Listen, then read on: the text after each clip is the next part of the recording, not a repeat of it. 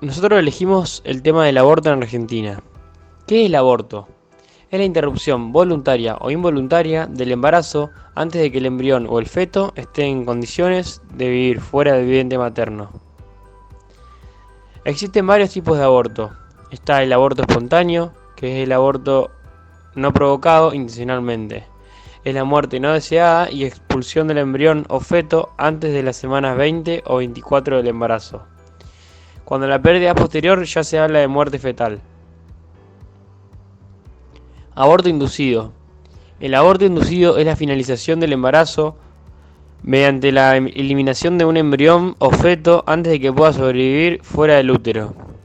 Puede tratarse de un aborto terapéutico cuando se realiza por razones médicas, o de un aborto por decisión personal, interrupción voluntaria del embarazo, cuando se realiza a petición de la mujer embarazada.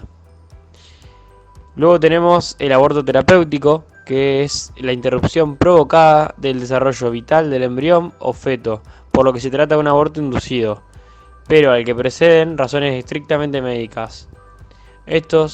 Entre estos motivos, cabe si la salud de la madre física o mental se encuentra directamente comprometida con dicho embarazo, o, en su caso, si la vida de la madre corre riesgo.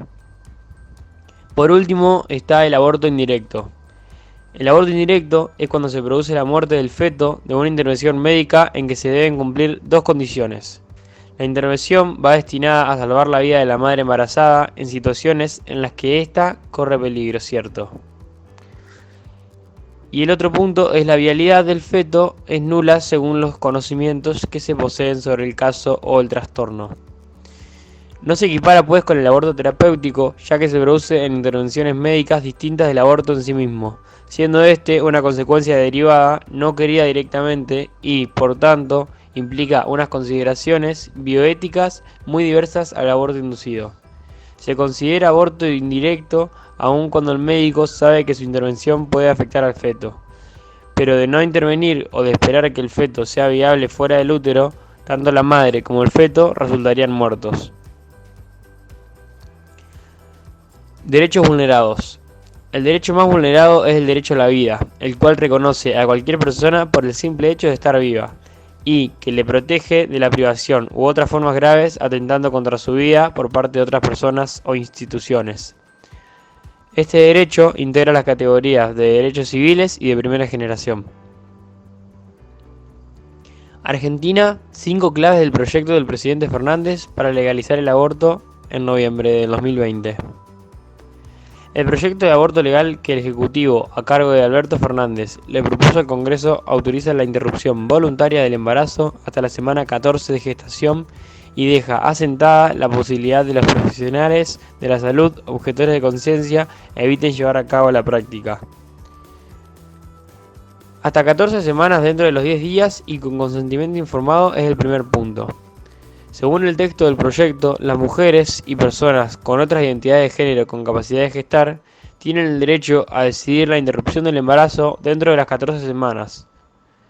La propuesta mantiene la posibilidad de decidir abortar luego de ese plazo cuando el embarazo sea resultado de una violación o si corre peligro la vida de la salud integral de la persona gestante.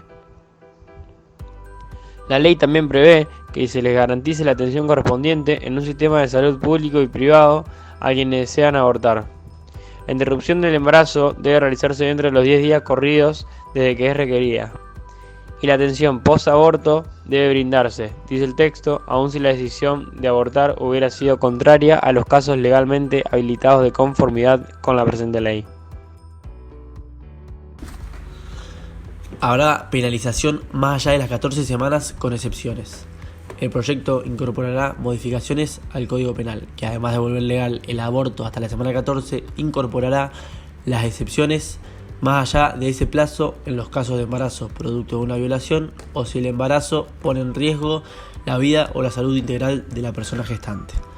El uso de la palabra integral en este caso es clave, porque con eso dejan claro que no se limita a cuestionamientos meramente físicas, sino también psicológicas o de bienestar integral.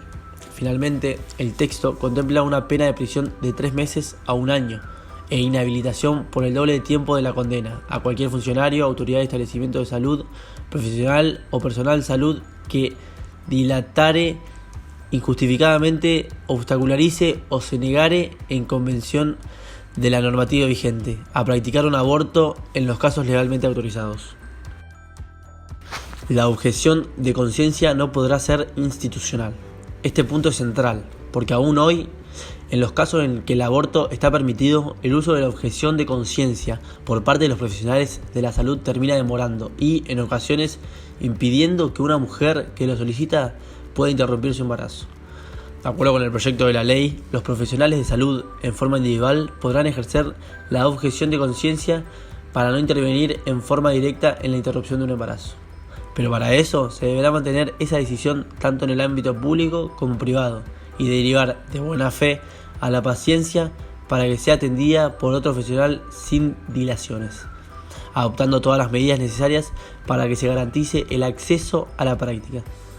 Por otra parte, la ley establece que el personal de salud no podrá negarse a la realización de la interrupción del embarazo en caso de que la vida o salud de la persona gestante esté en peligro y requiera atención inmediata e impostergable, ni podrá alegar objeción de conciencia para negarse a prestar atención sanitaria post-aborto.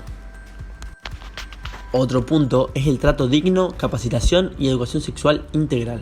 Respecto al tipo de atención a dar a la persona que solicita un aborto, la ley señala que debe recibir un trato digno, un tratamiento de calidad, respetar su privacidad y confidencialidad, respetar su autonomía y decisiones sin someterlas a juicios derivados de consideración personal, religiosas o axiológicas, que se garantice el acceso a la información, que incluye información sobre su salud, sobre distintos métodos de interrupción del embarazo. Dicha información debe ser actualizada, comprensible, veraz y brindada de lenguaje, y obvio con formatos accesibles.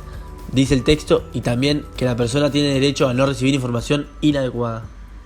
La norma prevé que se brinde información, educación sexual integral y acceso a métodos anticonceptivos eficaces para prevenir embarazos no intencionales, y contempla que el personal de salud debe capacitarse acerca de la nueva ley, y que estos, además de docentes y funcionarios públicos que pueden estar involucrados en procesos de interrupción de embarazos, se capacite también para brindar atención, contención y seguimiento adecuado a quienes soliciten un aborto.